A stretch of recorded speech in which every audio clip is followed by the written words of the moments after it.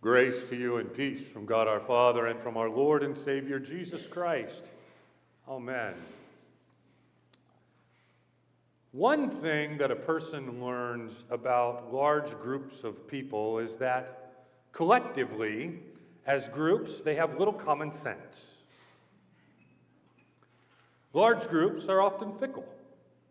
They are quick to change direction. Just look at any sporting event. Sometimes they cheer, and other times they jeer the home team, even. The larger the crowd, the less control. Several years ago, in fact, it's not several, it's more like many years ago, a group of British soccer fans trying to get onto the field actually crushed some of their own people against a fence, killing many of them. Mob psychology is scary. A cheering crowd can turn into an ugly, vicious mob in a matter of seconds. And nowhere is the quick change of a mob's attitude better seen than in Jesus' passion. You know, the very crowds that cheered Jesus on Palm Sunday are also some of the same ones who also called for his death on Friday. Their cheers became jeers. Their shouts of Hosanna, they became cries of death. And so tonight, as you listen to the sound of the mob, maybe, as uncomfortable as it might be, you may hear yourself.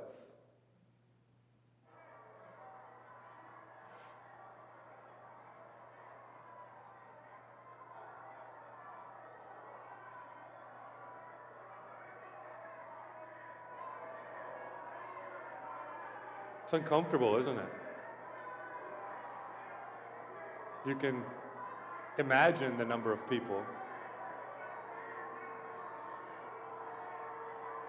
It may have started as something perfectly innocent, but turned into something very horrible.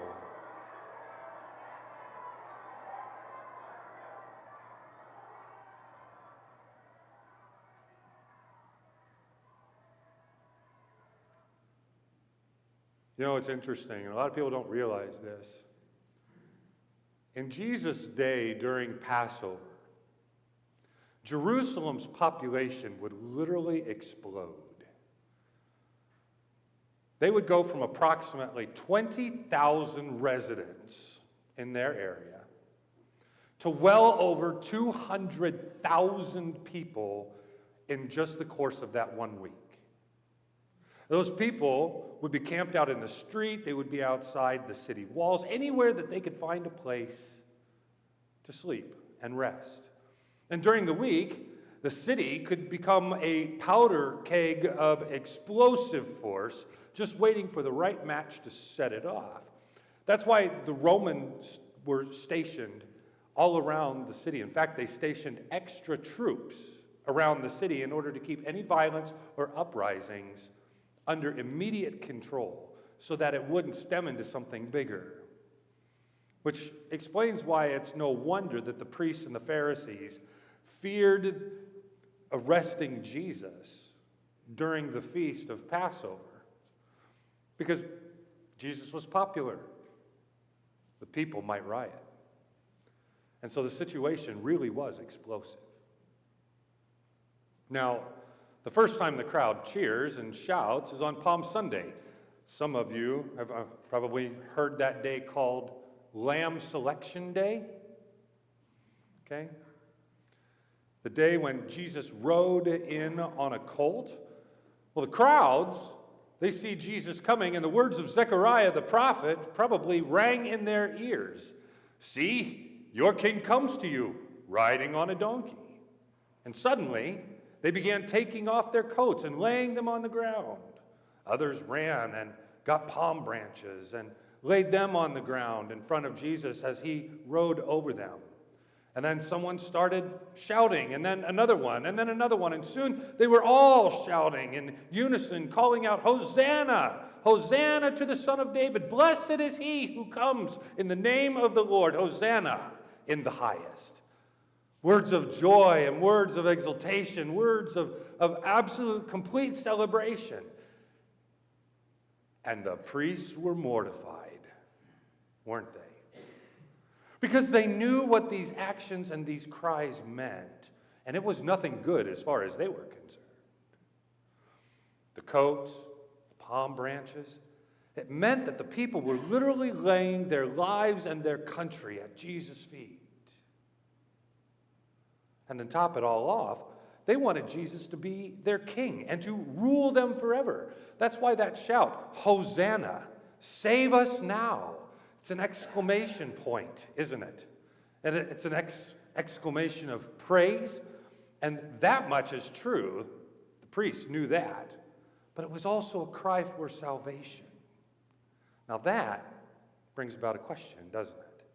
Because why do they need salvation? Or better yet, salvation from whom?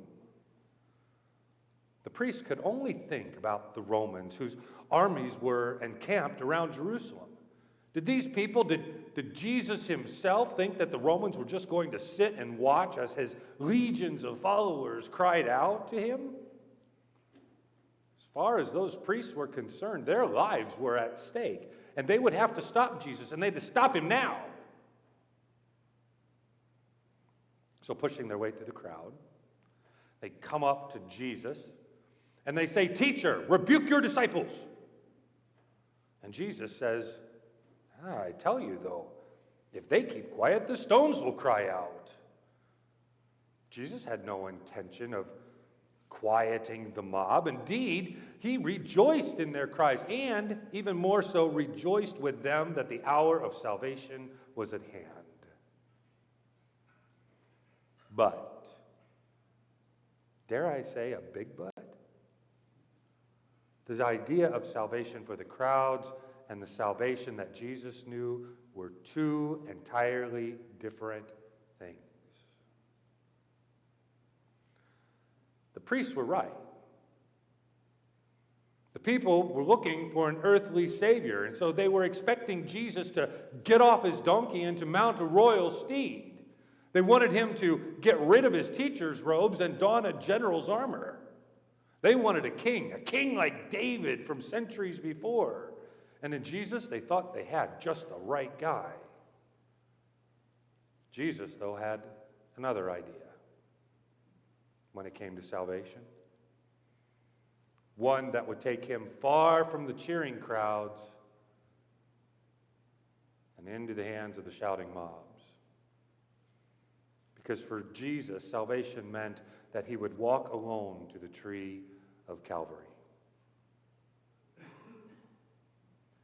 So just a few days later that week, on Thursday night, the chief priests and the teachers of the law managed to do something that no one thought they could do. They were able to arrest Jesus without anybody knowing. Thanks to the inside information of Judas, they were able to place Jesus under arrest, and there wasn't even a crowd in sight. Quick trial, Jesus is sent off to Pilate. He'll be condemned and put to death.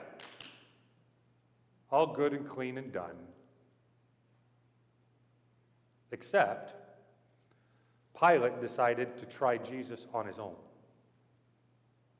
And so instead of simply taking the priest's word for it that Jesus was guilty, he wanted to find out for himself. So taking Jesus inside his palace, he left the priests outside. And now they are worried. Because they know just as well as anybody else that within 5 minutes, even Pilate would figure out that Jesus was not this revolutionary that they tried to paint him out to be. Pilate would set him free unless there were a few people that could convince him otherwise. Now, Pilate was a politician. This is no surprise. Politicians listen to crowds. This is true. No true politician will act against the will of the people. It's political suicide. You see this happen time and again. He goes, "There go my people. I must follow my people. for I am my people's leader. That is the politician's creed. So if Pilate could be convinced that enough people wanted Jesus dead, he'd cave in. Of course he would cave in, and he would put Jesus to death. And that's all it took. The priests provided a second crowd on that Holy Week. Pilate came out with Jesus in tow to find a huge mob of angry faces shouting for Jesus' blood. And of course, this was a carefully screened crowd for being put there. They were done so for the purpose of doing the priest's bidding. The priests were the cheerleaders, and the people who were shouting were only shouting what they were told to shout. Perfect example of this comes from 1979. Any of you around then? Some of you are going. But you remember the Iran-Contra crisis, the Iran hostage crisis? Americans were treated to pictures of huge crowds that were shouting and crying out, "Death to America." Remember that? Media crews have reported, however, that those crowds were often silent until one specific thing happened. Anybody know what it is? When the red light on their video cameras turned on. That was the signal to the people to start screaming and shouting, "Death to America." But prior to that, they weren't doing that. This is the exact same thing that happened on Good Friday with that mob. A select group of people are chosen to do one thing: call on cue for Jesus' death. And cry out they did. The moment Pilate came outside, the crowd shouted for Jesus' blood. They said, "Kill him! Crucify him! Nail him to the cross! Get on with it already!"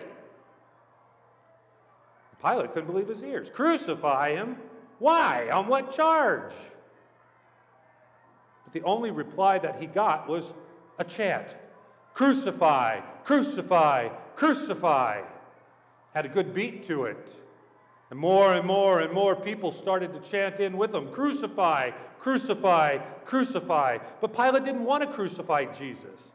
And he tried everything that he could to set him free. In fact, at first he offered to let one prisoner go. Jesus, who was innocent, or Barabbas, a well-known thief and a murderer. Surely the crowd would choose the innocent man, right? But then someone shouted, and other people shouted, and more people shouted, and one yelled out, "Barabbas! We want Barabbas! Let Barabbas go! Let Barabbas go free!" And he says, "What do you want me to do with Jesus?" And they said, "Crucify him! Kill him! Put him on the cross! Get rid of him! Just do it already! Crucify! Crucify! Crucify!" And so Pilate decided to have Jesus beaten, to have him tortured, hoping that would satisfy the crowd's thirst for Jesus' blood. Then afterwards, the soldiers put a purple robe on Jesus, and they don him with a crown that's made of thorns. Surely seeing the man beaten and humiliated would move the crowd, especially a fellow Jew disgraced by the Romans, because that would make them want Jesus' freedom, right? And so pointing to Jesus, Pilate says, "Here is the man." But the sight of the bloodied Jesus only made them more and more hungry and thirsty for more of Jesus' blood. And so he asked them, "What do you want me to do with him?" And they said, "Away with him! Crucify him! Kill him! Put him on the cross! Crucify! Crucify! Crucify!"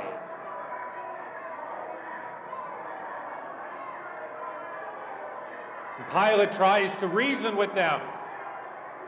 But that mob stopped listening. They're ripping their clothes. They're throwing dirt in the air. They're crying and they are shouting and they are condemning Jesus to death. And Pilate heard that constant refrain, "Crucify, crucify, crucify." And so he gave in. and he put Jesus to death.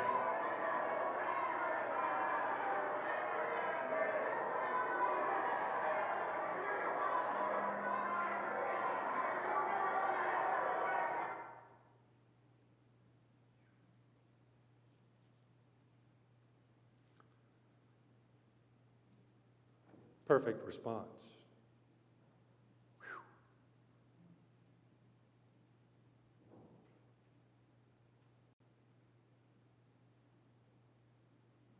When we hear the cries of these two crowds, one shouting words of praise, the other cries of death, we oftentimes applaud the one and we condemn the other. What we neglect to do is to recognize that we are part of both crowds. We shout words of praise to our Lord, and with the same tongue we also condemn him to death. We call Hosanna, and then we shout, crucify. I know it's uncomfortable, and I know you're probably like, you need to go back to Pastor Harmon. All that pastor did was yell.